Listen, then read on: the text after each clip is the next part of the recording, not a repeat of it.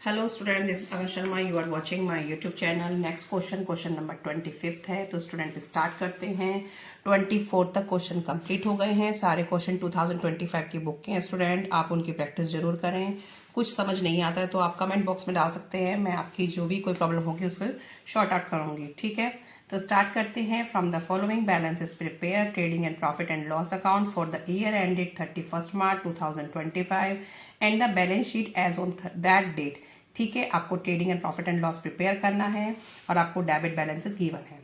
तो फर्स्ट आपको क्या गिवन है? मशीनरी। मैंने पहले से ही फॉर्मेट प्रिपेयर कर लिया, trading account, profit and loss account, balance sheet, ठीक है। तो आपको इसी तरीके से पहले फॉर्मेट प्रिपेयर करने हैं और जो भी आपको दिखता जाए आप उसको ट्रेडिंग का ट्रेडिंग में, प्रॉफिट एंड लॉस का प्रॉफिट एंड लॉस में ऐसे ट्रांसफर करते जाएं। अगर आप एक ही सिंगल अकाउंट पहले बनाएंगे तो बहुत सारा टाइम वेस्ट होगा। तो स्टार्ट करते हैं। मशीनरी। मशीनरी हमारी किधर आएगी? असेट में।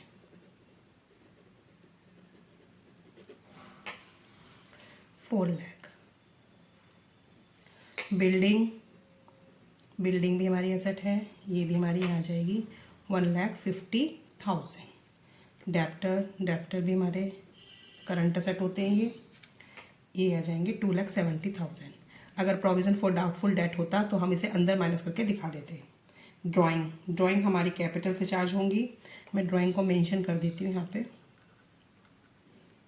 ड्राइंग है 90,000 की, ये आपकी माइनस होती हैं कैपिटल से, ठीक है। परचेजेस हमारे आएंगे ट्रेडिंग में। 2 परचेजेस। क्वेश्चन में चेक करो स्टूडेंट कि आपको परचेज रिटर्न तो गिवन नहीं है तो सीधा परचेजेस को बाहर लिख देंगे, अदरवाइज आप अंदर माइनस करके दिखाते हैं। वेजेस हमारे डायरेक्ट एक्सपेंसेस हैं और सारे डायरेक्ट एक्सपेंसेस कहाँ आते हैं? ट्रेडिंग में। बैड डेप्ट हमारे आएंगे प्रॉफिट एंड लॉस अकाउंट, क्योंकि ये सब क्या होते हैं? Indirect expenses. कितना हो जाएगा बैड डेप्ट हमारा? बैड डेप्ट है 10,000 का। फिर है आपके बैंक हमारा कितना है? 1,50,000। बैंक आएगा हमारा यहाँ पे 1,50,000। उसके बाद है ओपनिंग स्टॉक आपका ट्रेडिंग में जाता है स्टूडेंट।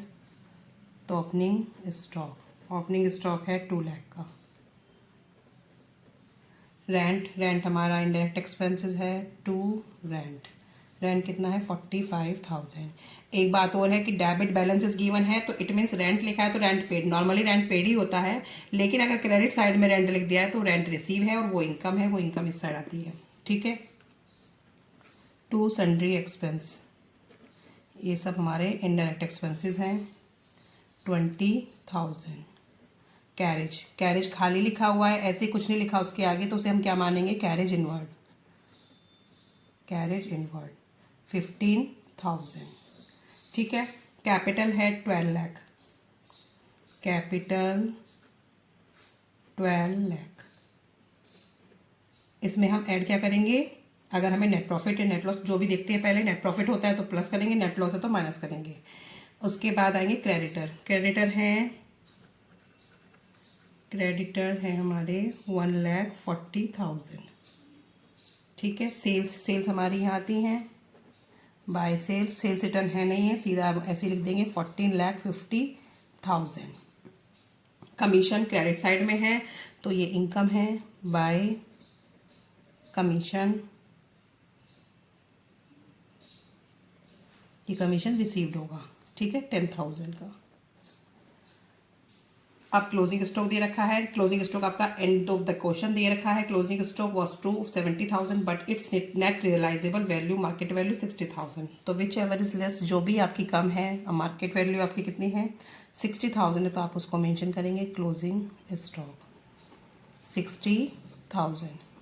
क्लोजिंग स्टॉक और कहाँ आएगा? यहाँ पे क्लोजिंग स्टॉक, ये सी है 60,000, ठीक है।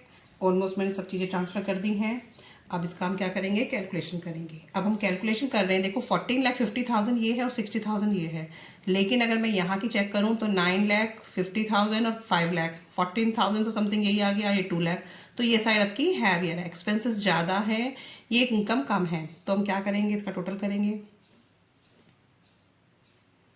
16,65,000। इसमें से इसको माइनस करेंगे तो by gross loss transfer to P&L account 1,55,000 इतने का लॉस आ रहा है।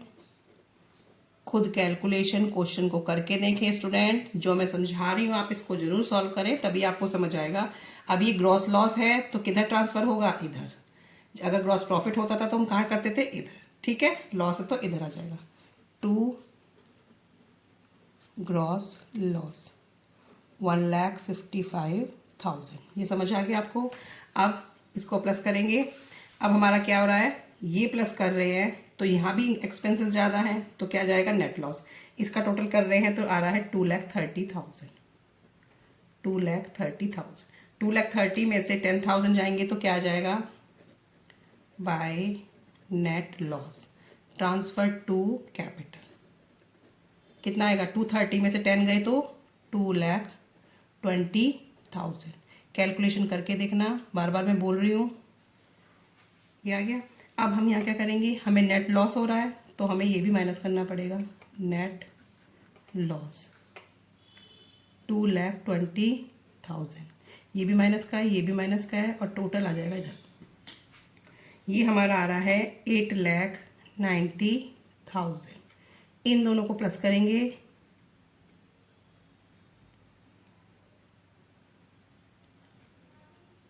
$10,30,000। ठीक है, और इधर भी हमारा आ जाएगा 10,30,000। कैलकुलेशन जरूर करके देखें, तब अच्छे से आपको समझ आ जाएगा। ठीक है स्टूडेंट।